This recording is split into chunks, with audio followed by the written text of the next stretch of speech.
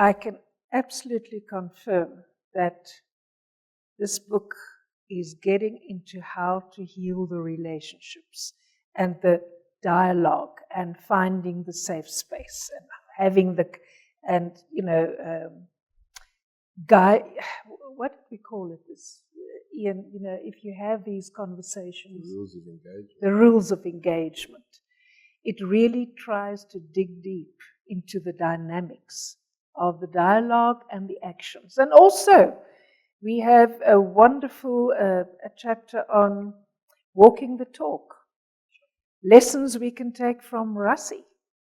There comes a stage where you stop talking and just do it. You don't bullshit. You empower others. You instill trust. But you have to start young, which is what, and then it comes over the years. And it's about finding role models. And I think what you're mentioning is highly relevant also to the book.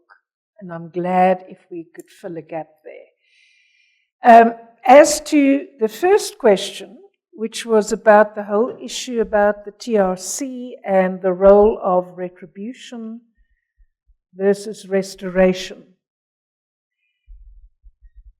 Ian, I think you will bear me out that, yes, we very much discussed the debate. It's a debate. It's a both and issue. It's not retribution or restoration. It's there is critique that the TRC had its uses, but it didn't go far enough. There is critique, for instance, that against why did FW get the Nobel Prize? Do you give it to a person because he stopped beating his wife? These are issues that we have upfront debated in the book. So I think Ian made it very clear in one discussion where we discussed the opposing truths of accountability and forgiveness. And I think the fact that you have restoration or restorative values doesn't mean that you forego accountability for what others have done to you, or they must forego accountability. It's a fine line. It's a both and. And the only thing that we try to warn against is the role of revenge, because it becomes a vicious circle.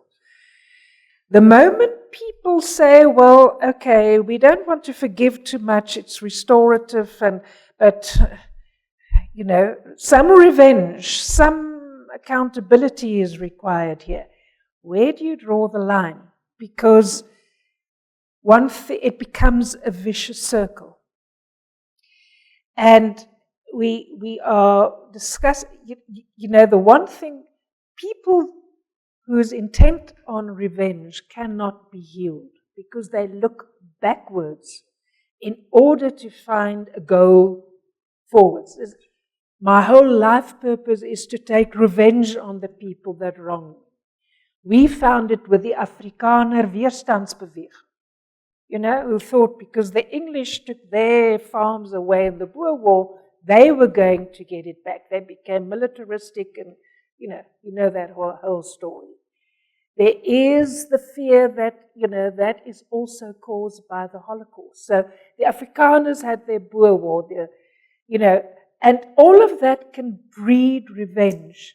And then it becomes a vicious circle. At some point, you've got to step back and take the both and position, where you listen to others, even if you don't agree with them, and engage in complexity of more truths, and start understanding where the other side comes from and their cultural history.